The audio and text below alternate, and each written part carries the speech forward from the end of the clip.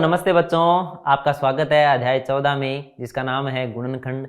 आज हम पढ़ेंगे बीजीय व्यंजकों के गुणनखंड के बारे में। तो चलिए शुरू करते हैं। सबसे पहले देखते हैं कि गुणनखंड क्या होता है। सबसे पहले क्या देखेंगे कि गुणनखंड होता क्या है। जैसे एक संख्या ली हमने 30 एक संख्या ली, तो इसके गुणनखंड का मतलब हुआ कि वो संख्याएं जिनका इसमें पूरा पूरा भाग जाता है, वो सभी इसके क्या कहलाएंगे, गुणनखंड कहलाएंगे। जैसे अगर इसमें 15 के रूप में लिखें तो 15 को 2 से गुणा करने में 30 आता है, तो 30 को 2 गुणा 15 भी हम लिख सकते हैं। इस तरह से 30 को हम क्या लिख सकते हैं, 3 गुणा 10 भी लिख सकते हैं। इसी तरह से 5 गुणा 6 भी 30 को लिख सकते हैं। यानी कि वो सभी संख्याएं जिनका 30 में पूरा पूरा भाग जाता है, वे सभी 30 की क्या कहलाएगी, गुणनखंड कहलाएगी। जैसे कि 1 का भी 30 में पूरा पूरा भाग जाता है, 2 का भी जाता है, 3 का भी जाता है,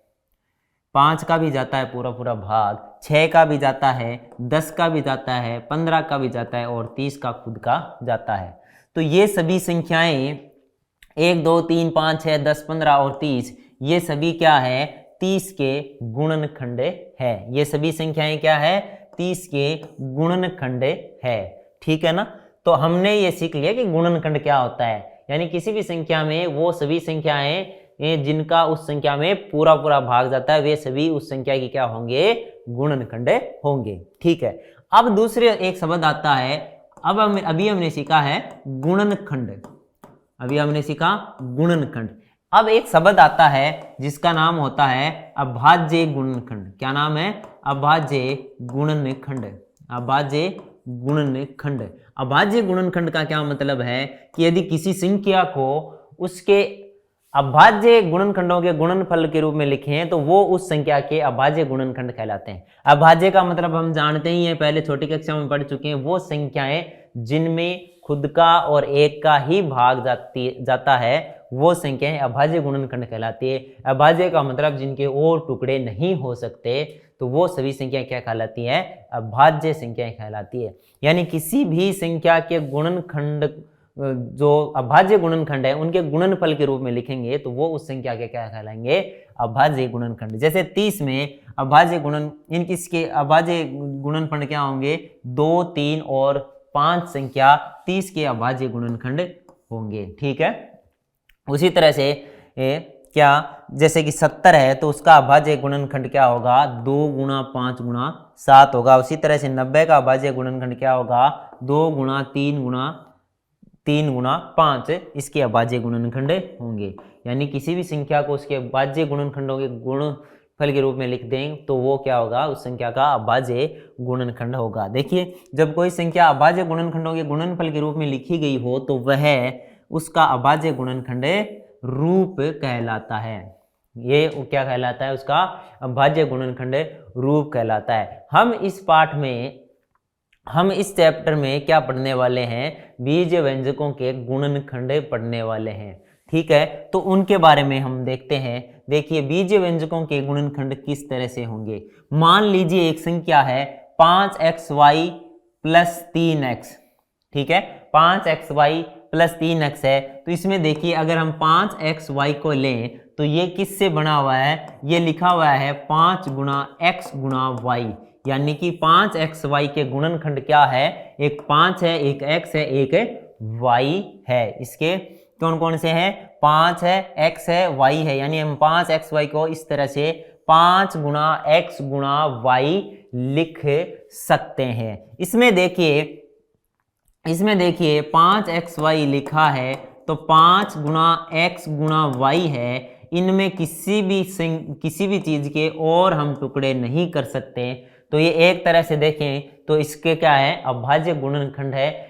हम बीजीय व्यंजक में अभाज्य गुणनखंडों को अभाज्य गुणनखंड न बोल के अखंडनीय गुणनखंड बोलते हैं। क्या बोलते हैं, अखंडनीय गुणनखंड बोलते हैं। क्या बोलते हैं, अखंडनीय गुणनखंड बोलते हैं।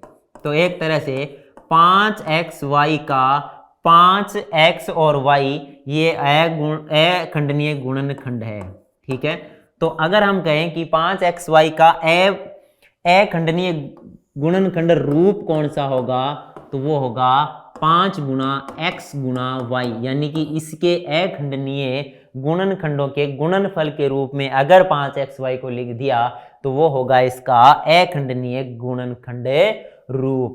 अगर संख्या होती जैसे 30 है, इस तरह की संख्या होती और उसको हम अभाज्य गुणनखंड के गुणनफल के रूप में लिख देते तो वह उसका अभाज्य गुणनखंड रूप होता। मगर कोई बीजीय व्यंजक है तो उसको अगर हम अभाज्य या अखंडनीय गुणनखंड के रूप में लिखेंगे तो वो होगा उसका अखंडनीय गुणनखंड रूप। बस नाम का फर्क है और बाकी चीज सेम ही है। तो देखिए कि बीजीय व्यंजकों के गुणनखंड को कैसे परिभाषित हम करेंगे कि जब हम किसी बीजीय व्यंजक को गुणनखंड करते हैं तो हम उसे गुणनखंडों के गुणनफल के रूप में लिखते हैं। यानी हमें कह दें कि मान लो उदाहरण के रूप में 5xy को गुणनखंड का गुणनखंड कीजिए, तो हमें ये बोले कि 5xy का गुणनखंड कीजिए। इसका मतलब होगा कि हम उसको क्या लिखेंगे, इसके गुणनखंड के गुणनफलों के रूप में लिख देंगे। तो ये इस 5xy का क्या हो जाएगा, गुणनखंड। यानी किसी भी बीजीय व्यंजक को हम अगर गुणनखंड करते हैं उसका, तो उसको किस रूप में लिख देंगे, उसके गुणनखंडों के गुणनफल के रूप में लिख देंगे। ठीक है। अब ये गुणनखंड क्या हो सकते हैं, संख्याएं हो सकती है, बीजीय चर हो सकते हैं या बीजीय व्यंजक भी हो सकते हैं। देखिए इसमें संख्याएं आई हैं, बीजीय चर आए हैं। अब बीजीय व्यंजक का कोई उदाहरण लेके देखते हैं। जैसे मान लो हमें x² - y² एक बीजीय व्यंजक दिया है और हमें ये पूछ ले कि इसके गुणनखंड कीजिए, तो हम क्या करेंगे, इसके जो गुणनखंड है उसके गुणनफल के रूप में लिख देंगे। लेकिन हमें वो पता नहीं चल रहे, तो देखिए हमने पीछे एक सर्वसमीका पढ़ी हुई है, a² - b² बराबर a + b गुणा a - b होता है। तो इसको ऐसे ही लिख देंगे, इसी तरह से लिख देंगे। तो इस तरह से x + y गुणा x - y। देखिए ये दोनों गुणा होकर ये बन रहे हैं, यानी कि ये दोनों इसके क्या है, गुणनखंड है। तो x² - y² का गुणनखंड किस तरह से हुआ, x + y गुणा x - y। ठीक है। तो गुणनखंड की परिभाषा हमने सीख ली और हमने ये देख लिया कि किसी भी बीजीय व्यंजक का अगर हम गुणनखंड करते हैं तो उसके गुणनखंड क्या क्या हो सकते हैं। वो संख्या भी हो सकती है, कोई चर भी हो सकता है और कोई बीजीय व्यंजक भी हो सकता है। आइए आगे देखते हैं हम कि सार्वय गुणनखंड क्या होता है और सार्वय गुणनखंड की विधि क्या होती है गुणनखंड करने की। ये विधि किसकी है, गुणनखंड करने की विधि है जिसका नाम है सार्वय गुणनखंड विधि। ये सार्वय गुणनखंड होता क्या है, देखिए सार्वय का मतलब इसमें है, सार्वय का मतलब है उभयनिष्ठ। उभयनिष्ठ यानी कि अगर दो बीजीय व्यंजक दिए हुए हैं तो उन दोनों के अंदर जो गुणनखंड पाया जाएगा उसे बोलेंगे उभयनिष्ठ या सार्वय गुणनखंड। सार्वय गुणनखंड यानी दोनों में कॉमन है। तो इसमें प्रश्न दिया हुआ है हमें कि दिए हुए पदों में सार्वय गुणनखंड ज्ञात कीजिए। देखिए एक पद दिया हुआ है हमें 12x अलग है, ये कॉमा से अलग हुआ, 36 अलग है, ये दोनों अलग अलग है पद।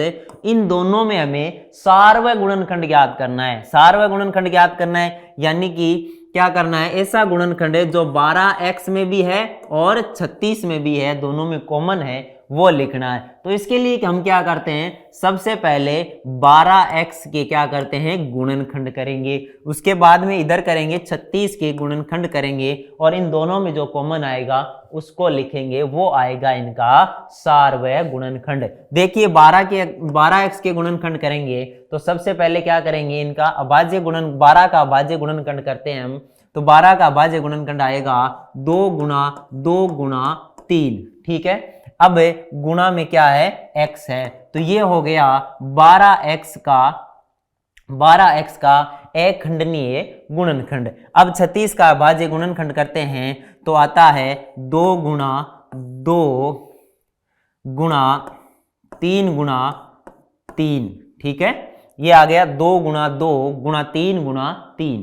अब देखिए ये गुणनखंड इसका आ गया, ये गुणनखंड इसका आ गया। हमें सार्वय गुणनखंड निकालना है यानी उभयनिष्ठ, यानी कि इन दोनों में है। ये देखिए 1 2 1 2, दूसरा 2, ये दूसरा 2, तीसरा वन 3, वन 3, उसके बाद में 3 इसमें, यानी इस x इसमें है नहीं, यानी कि ये इतने इतने इसमें और इसमें दोनों में क्या कर रहे हैं, मिल रहे हैं। तो इनका जो सार्वय गुणनखंड आएगा वो कितना आएगा, देखिए सार्वय गुणनखंड क्या आएगा, सार्वय गुणनखंड आएगा जो दोनों में है वो लिख देंगे, यानी दोनों में है 2 गुणा 3, ठीक है, ये दोनों में है तो ये लिख दिया। तो 2 को 2 से गुणा किया 4 और 4 को 3 से गुणा किया तो उत्तर आया 12, यानी कि इनका जो सार्वय गुणनखंड है वो कितना है, 12 है। इस तरह से हम आसानी से सार्वय गुणनखंड निकालना सीख गए। सार्वय का मतलब उभयनिष्ठ, यानी कि वो गुणनखंड है जो दो दिए गए पदों दोनों में होगा, वो क्या कहलाएगा, सार्वय गुणनखंड कहलाएगा। तो इसको करने का तरीका क्या है, पहले पद का गुणनखंड कीजिए, उसके बाद में दूसरे पद का गुणनखंड कीजिए, यानी अखंडनीय गुणनखंड करना है। उसके बाद में जो दोनों में उभयनिष्ठ है उनको लिख लीजिए और गुणा कर दीजिए। आगे वाला देखिए, यही है, हमें सार्वय गुणनखंड ही याद करना है। तो क्या करेंगे, इसमें 3 पद दिए हुए हैं, तो पहला 2x है, इसका अखंडनीय गुणनखंड करेंगे तो 2x, 2 गुणा x, दूसरा 3x स्क्वायर है तो लिखेंगे 3 गुणा x, ठीक है, 3 गुणा x, क्या x स्क्वायर को क्या लिख दिया, x गुणा x लिख दिया। उसके बाद नीचे है 4, उसमें लिखा 2 गुणा 2। अब हमें देखिए सार्वय गुणनखंड ज्ञात करना है, इसका मतलब वो तीनों में कॉमन होना चाहिए, तीनों में होना चाहिए वो गुणनखंड। देखिए 2 है वो इसमें है और इसमें है, इसमें नहीं है, इसलिए 2 को हमें नहीं लेंगे। तो देखिए सार्वय गुणनखंड,